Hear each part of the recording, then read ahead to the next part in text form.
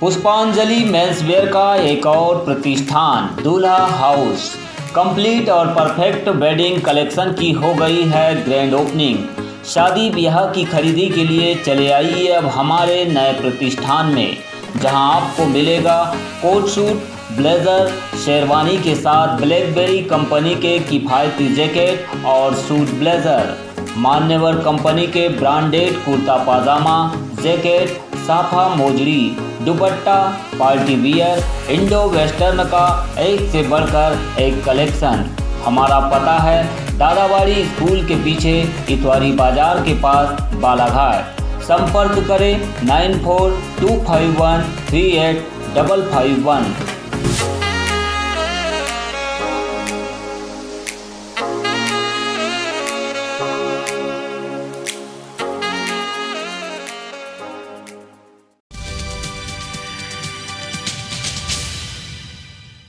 मध्य प्रदेश सरकार हर साल किसानों से रिकॉर्ड तोड़ धान की खरीदी करती है, लेकिन उसे रखने के लिए गोदामों में जगह नहीं है। इस कारण उन्हें ओपन केप में रखा जा रहा है, जिससे हर साल करोड़ों रुपए की धान सड़ जाती है। बालाघाट जिले के गोंगलई मंडी में कुछ ऐसा ही देखने मिल रहा है, जहां बारिश के चलते ओपन केप और गोदामों में रखी धान पूरी तरह सड़ गई है, जिसमें अंकुर निकल गया है और कई बारदाने भी सड़ने से फट गए हैं। लेकिन समर्थन मूल्य पर खरीदे गए इस धान का आज तक कोई उपयोग सरकार नहीं कर पाई है। शासन प्रशासन में बैठे अधिकारी और नेता भी धृतराष्ट्र बनकर बैठे हैं, जो हजारों क्विंटल धान की बर्बादी पर भी वेयर हाउस कॉरपोरेशन की कोई खबर नहीं ले पा रहे हैं, जबकि दूसरी ओर वेयर हाउस प्रबंधन की ओर से इस बर्बादी पर अपनी आंखें फेर दी गई है। मीडिया के सवालों का जवाब नहीं दिया जा रहा है। अधिकारी मोबाइल बंद रखकर इस मामले को शांत करने की फिराक में है। वहीं कलेक्टर बालाघाट की ओर से अभी तक इस मामले में कोई प्रतिक्रिया देखने नहीं मिली। इससे अंदाजा लगाया जा सकता है कि जिले में आखिर चल क्या रहा है। खुले में होने और गोदामों में उचित रखरखाव नहीं होने से सड़ रही धान को उठाने से अब मिलर्सों ने भी अपनी आंखें तरेर दी है। राइस मिल एसोसिएशन के अध्यक्ष मोनू भगत ने स्पष्ट कहा है कि उन्हें शासन अच्छी धान की मिलिंग के एवज में राशि प्रदान करती है, इसीलिए वे खराब और सड़ी हुई धान की मिलिंग नहीं करेंगे। वेयर हाउस के प्रभारी विजेंद्र ठाकुर और विपणन अधिकारी देवेंद्र यादव की लापरवाही को लेकर भी उन्होंने सवाल उठाए। जैसे जैसे हम काम करने की इच्छुक हो रहे हैं, काम करने के लिए आगे बढ़ते जा रहे हैं, वैसे वैसे यहाँ पे आपसी तालमेल जिला विपणन अधिकारी और गोदाम प्रभारी विजेंद्र ठाकुर जी द्वारा आपसी तालमेल न होने के कारण मिलर्स को परेशानी हो रही है। आज 16 अगस्त के पहले यानी सवा महीना हो गया, एक आरओ कटा है 433 कुंटल का, लगभग 40 दिन हो गए। उस आरओ को उठाने के लिए मैं स्वयं यहाँ पे 40 बार आ चुका हूँ और उसको उठाने के लिए हम बोल रहे हैं ओपन केप में ख़राब धान, सड़ी धान रखी हुई है। अभी आपको दिखा देता हूँ, आप देख लेंगे, स्वयं देखेंगे क्या उससे चावल निकल सकता है क्या। तो वो गोदाम प्रभारी ये बोलते हैं कि 200 रुपये तुमको काय का मिलिंग का दे रहे। अरे भैया, अच्छी धान की मिलिंग का दे रहे हो कि सड़ी धान से हम कहाँ से चावल निकालेंगे। अपग्रेड चार्ज बढ़ाया गया हमारा, वो भी नियमित समय के लिए बढ़ाया गया है, अक्टूबर तक के लिए बढ़ाया गया है ताकि आप जल्दी मिलिंग कर सको। इनको ऐसा सड़ी धान देने के लिए हमको जबरन दबाव बनाया जा रहा है। अच्छी धान तो हम चावल देने तैयार हैं। सचदेव राइस मिल के संचालक समीर सचदेव ने इस मुद्दे पर कहा है कि 10 से 15% धान खराब हो गई है। भारत सरकार के मिलिंग नियमों के अनुसार उन्हें 3% नमी और 3% खराबी का चावल देना है, लेकिन धान ही 10% खराब हो तो उसे कैसे सुधारेंगे, यह सवाल भी उन्होंने मीडिया के सामने उठाया है। देखिए सर, इसमें 10% से 15% डिस्कलर और डैमेज धान हो गई है और नमी के कारण में एकदम बफाट मार गई है। गवर्नमेंट ऑफ इंडिया के लॉ के हिसाब से हमको 3% डिस्कलर और 3% डैमेज का चावल देना है, और जब 10% का निकलेगा तो उसको हम सुधारेंगे कैसे। बालाघाट की अधिकतर मिलें नॉन सॉर्टेक्स मशीनें हैं, तो अभी तक जब तक सॉर्टेक्स नहीं लगते तब तक तो उसको अच्छा चावल बन नहीं सकता, और एग्रीमेंट के हिसाब से समय सीमा पर हमको काम करना ज़रूरी है। यहाँ पर अच्छी धान भी पड़ी, लेकिन इनका दबाव हम पे यही बनाया जा रहा है कि आप ख़राब को पहले ले जाइए, ख़राब जब बचेगी नहीं तब फिर आपको हम नहीं धान देंगे। क्या कारण जो आपको खराब देने के लिए पहले बोला जा रहा है? ये पहले ही सड़ा दिए और अपनी गलती का खामियाजा मिलर पे ठोप रहे हैं। जब साफ़ सफाई से रखना था, ढंग से रखना, उस समय ध्यान दिए नहीं। आज जब धान सड़ने की नौबत आ गई तो कह रहे मिल वाला लेके जाएगा। आपको क्या मानना है, क्या कहना है आपका? हमारा यही कहना है कि जो धान अच्छी है हमको आप अच्छी धान दीजिए। आप इंश्योरेंस कराते हैं, आपका माल जो खराब हो रहा है आप इंश्योरेंस क्लेम करके उसको टेंडर में बेचिए, जैसे छत्तीसगढ़ और यूपी में बिकता है। आप क्यों हमको ज़बरदस्ती दे रहे हैं?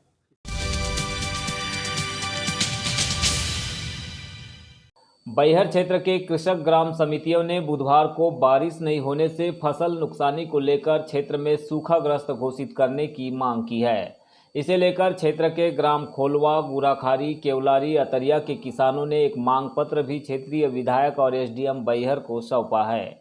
किसानों ने विधायक संजय सिंह उइके से भेंट करते हुए बताया कि वर्तमान समय में खरीफ की फसल खेतों में लगाई जा चुकी है।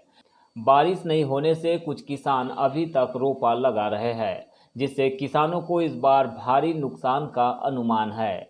कई किसानों ने कीचड़ में पौधे रोप दिए जो अब पीले पड़ रहे हैं और पानी के अभाव में मर भी गए हैं। पानी का सीजन बीत जाने के बाद भी क्षेत्र में बारिश नहीं हो रही है। लोग पीने के पानी के लिए भी तरस रहे हैं। इसी को ध्यान में रखते हुए क्षेत्र को सूखाग्रस्त घोषित करने की मांग की गई।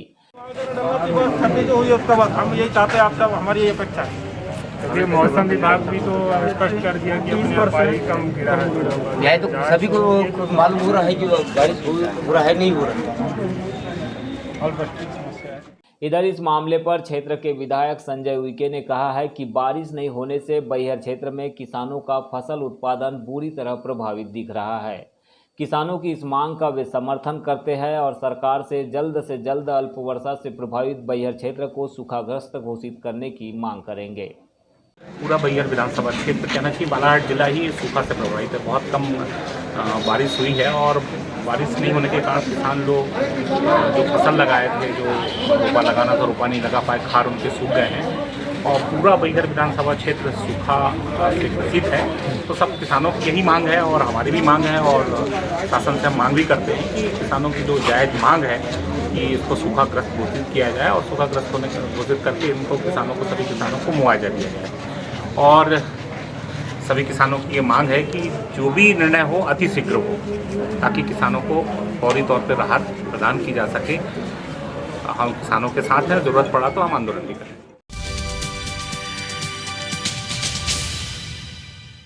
गाँव को शहरों से जोड़ने कई सारी योजनाएं बनी है, सरकारें आई है और गई भी, लेकिन बालाघाट जिले के गांगुलपारा गांव में आज तक पहुंच मार्ग नहीं बन पाया।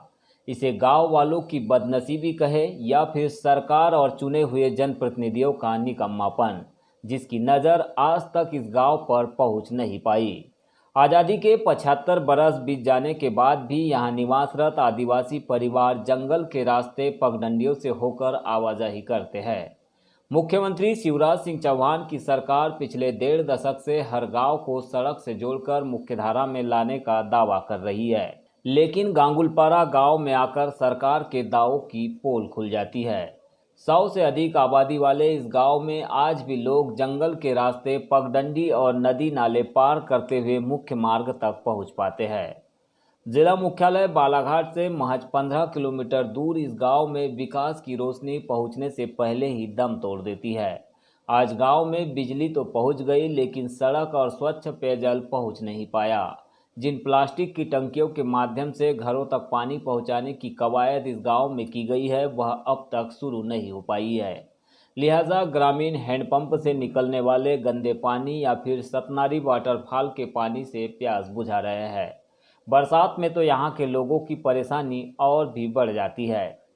रोड नहीं है, कुछ नहीं है, तालाब नहीं है, बोर्डिंग नहीं है। आज तो खेती भी नहीं किए हैं। कितने साल से निवास करते हो यहाँ पे? यहाँ से कम तो पहले बुढ़ा लोग, जैसे बुढ़ा लोग हम तो बचपन है, हमको ध्यान ही नहीं है। नहीं आता कोई है, सरपंच नहीं आता कुछ। ये रोड बनाए थे, रोड के भारत में भी वहाँ से जो आने का नहीं पहुँचे। सर एक समस्या तो यही है, रोड की बहुत ज़्यादा समस्या है। बच्चे आने जाने के लिए बहुत तकलीफ़ होता है। जो भी बच्चे स्कूल पढ़ने जाने को सोचता है तो स्कूल ही नहीं जा पाता। पानी की सुविधा कैसी है यहाँ पे? यहीं का पानी की सुविधा भैया, यहाँ का पानी बहुत ही गंदा पानी निकल रहा है और पानी की बहुत समस्या भी है। पिछले 3 पीढ़ियों से सड़क बनने का इंतजार कर रहे आदिवासी परिवारों ने आज एक बार फिर मुख्यालय पहुंचकर वन मंडलाधिकारी GS वरकड़े को ज्ञापन दिया, जिस पर उन्होंने 1980 के वन नियमों के अनुसार कार्रवाई करने की बात कही है। हालांकि नियमानुसार यदि सड़क नहीं बन पाती है तो वे कुछ नहीं कर सकेंगे, ऐसा भी उन्होंने कहा है। ये अपने लिखा गांगुलपारा ग्राम लिखा हुआ है अभी इस पे जो आवेदन आज मिला है मुझे, मैं इसमें जांच करा लूँगा और जांच कराने के बाद जो भी उस पर मेरे से जो सहयोग हो सकता है वो मैं इस पे निराकरण करने की कोशिश करूँगा। इस पे तो हम लोगों का एक ही है कि वन मार्ग के नाम से अगर वो रोड हमारे अभिलेखों में लिखा हुआ है तो उस पर हम लोग NOC दे सकते हैं, अथवा वन मार्ग नहीं होगा तो फिर वो है कि फिर ये इसको 1980 जो है वन संरक्षण अधिनियम के अंतर्गत यदि अगर कहीं उस पर लागू होता है तो 1980 के अंतर्गत जो है ना राजस्व विभाग में जो भी कार्य एजेंसी होगी वो उस पर अपना आवेदन लगा सकते हैं। इधर इस गांव की मुख्य सड़क समस्या पर क्षेत्र के विधायक और आयुष राज्य मंत्री रामकिशोर कावरे ने कहा है कि सड़क प्रस्तावित है। चूंकि मामला फॉरेस्ट के नियम कानून से जुड़ा होने के कारण आज तक सड़क नहीं बन पाई। उन्होंने कहा है कि बारिश के बाद हम कोशिश करेंगे कि यहां सड़क निर्माण हो सके। यहाँ पे सेंक्शन है, सड़क हम बनाने की प्रक्रिया में कुछ फॉरेस्ट का मामला आ गया था, क्योंकि फॉरेस्ट के वहाँ से अंदर पे जाना पड़ेगा और वो 25 परिवार है जो जंगल, उनको पहले किसी समय हमने आग्रह भी किया था, मैं जब जनपद का अध्यक्ष था, कि उस स्थान से आप ये टेकारी में हम उनको जगह दे देते हैं जो मेन रोड पे है, वहाँ पे वो लोग बस जाएं। लेकिन चूंकि वो परंपरागत वहाँ रह रहे हैं तो उस गांव को छोड़ना नहीं चाहते, क्योंकि वहाँ जाने में दिक्कतें तो हैं, तालाब है, तालाब के उस पार है और बरसात के समय रोड नहीं है तो वो पहाड़ी से होते हुए आते हैं। मैं भी उस गांव में 2-3 बार गया हूँ। कंबल वितरण, जब मैं विधायक नहीं था तो कंबल वितरण को लेकर भी मैं उस गांव में जाता था। मैं परस्पर उस गांव में जाता हूँ। वो रोड मैंने सेंक्शन भी करवाया है CMGSY के माध्यम से, क्योंकि फॉरेस्ट का मामला थोड़ा सा अटका हुआ है। अभी आने वाले समय बरसात के बाद में उसको ठीक करवाएंगे और वहाँ से रास्ता भी तैयार करवाएंगे।